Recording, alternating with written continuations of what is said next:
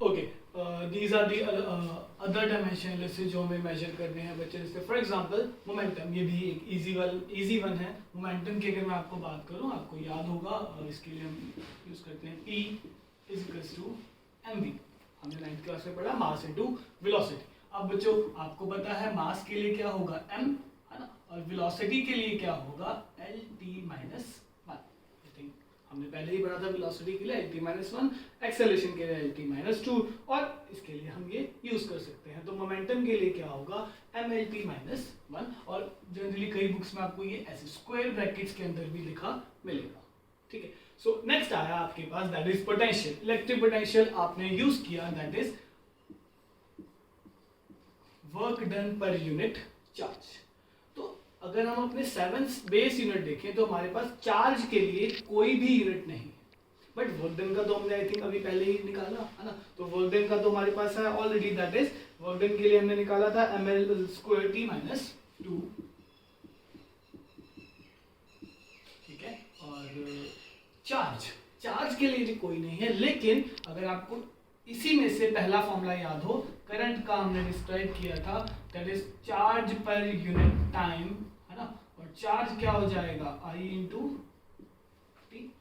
Current हमारे 7 में से था, है ना, हमने जो 7 पहले वीडियो में जो हमने 7 बेसिक यूनिट लिखे थे उसमें करंट भी था और टाइम भी था। करंट के लिए हम जो सिंबल यूज करते हैं वो है A, है ना, और टाइम के लिए क्या है सेकेंड। तो यहां पर क्या हो जाएगा A इंटू टी, सॉरी। तो यहां से आपके पास एक नया ml square t minus 3 and A भी इसके अंदर क्या होगा यूज होगा। तो हो सकता है, आपको जरूरी नहीं है कि हमेशा mlt की फॉर्म में दे, आपको करंट या फिर आपको ल्यूमिनस इंटेंसिटी ये सब चीजें भी दे सकता है ना, कि आपको करंट भी दे दिया, ये भी दे दिया, है ना, और अगर मैं बोलूँ मोल का, बट ऐसी चीजें बहुत कम आती हैं। तो बेसिकली हमारे पास ये जो चीजें हैं वो यूज होती हैं। सो अब मैं आपके साथ कुछ कांस्टेंट जो है बच्चे वो डिस्क्राइब करना चाहूँगा, है ना। तो इसको तब करके हम नया एक बनाते हैं, दैट इज आई होप आपने ये नोट कर लिया होगा। So let's start with other numericals, other examples.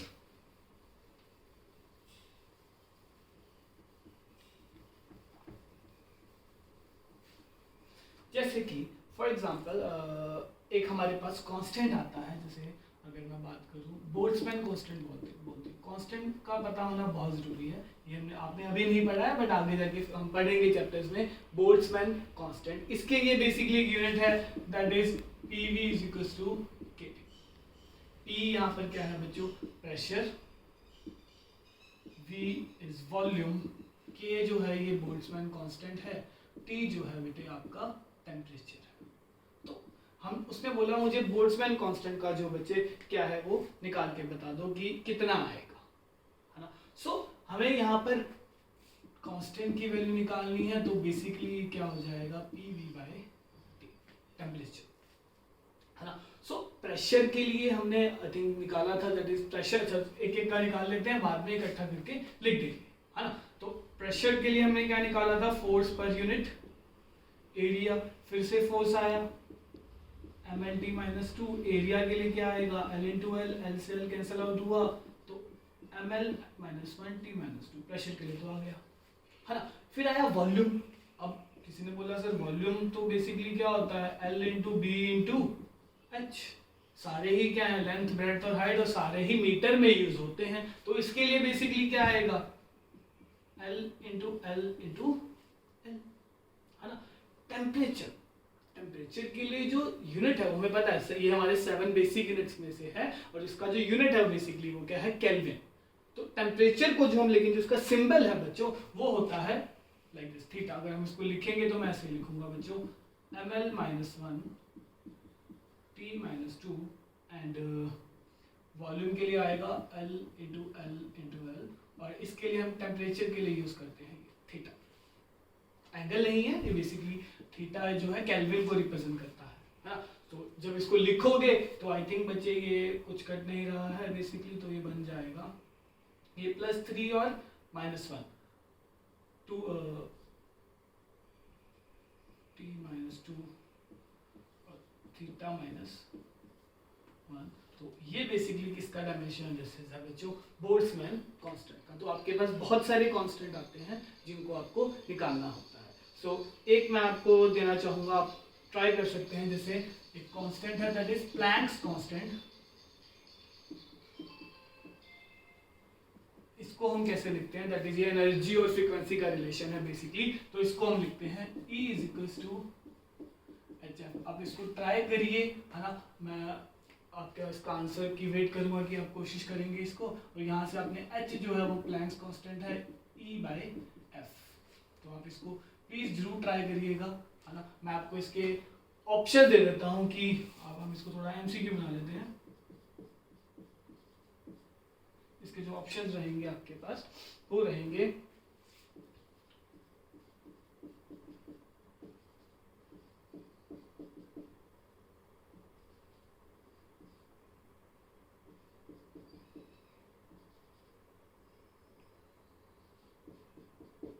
ये ऑप्शंस है चारों, इनमें से एक जो है आपका करेक्ट आंसर है। तो आपको इसको निकालना है एनर्जी और फ्रीक्वेंसी की फॉर्म में। सो जस्ट वीडियो को पॉज कर दिए और ट्राई करिए इस क्वेश्चन को प्लैंक कांस्टेंट के लिए, that is H is equals to E/F। E क्या है, एनर्जी, और F क्या होता है, फ्रीक्वेंसी। आपको एनर्जी और फ्रीक्वेंसी तो पता है ना, तो हमें इसको ट्राई करते हैं। Let's start it. कोई मुश्किल नहीं है, कोशिश करिएगा तो होंगे। बहुत अच्छा चैप्टर है ये, आपको नई नई जो चीजें हैं बच्चों को पता चलेगी। तो लेट्स स्टार्ट इट। एनर्जी का हमें पता है, एनर्जी का जो वर्क डन का होता है वही होता है ना।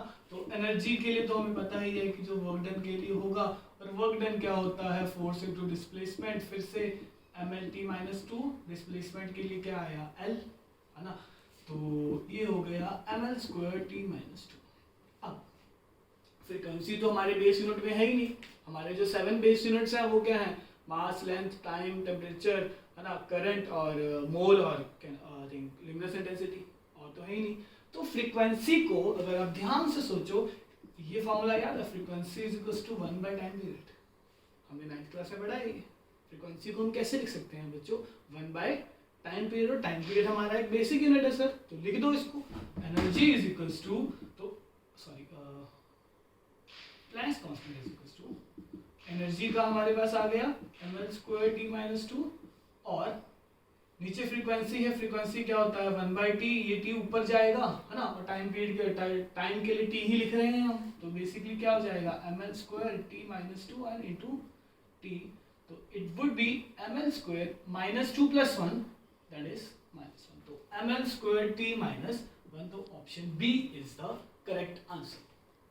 सो आई होप आप इन सबको समझेंगे। मैं आपको एक PDF बना के भेजूंगा इसके नोट्स का और कुछ एक्स्ट्रा क्वेश्चंस का, जो आपने डायमेंशन एनालिसिस को ट्राई करना है, MLT फॉर्म बनानी है क्वेश्चंस की। तो थैंक यू, इसको देखिए बच्चों प्लीज़, और अपने अच्छे से नोट्स बनाइए, है ना। वही प्रे टू गॉड कि जल्द से जल्द हमारा जो स्कूल है वो खुले और हम सब अच्छे से पढ़ाई करें। सो आई नो आप सबके लिए बहुत मुश्किल है ऐसे पढ़ना, बट प्लीज़ ट्राई इट, है ना।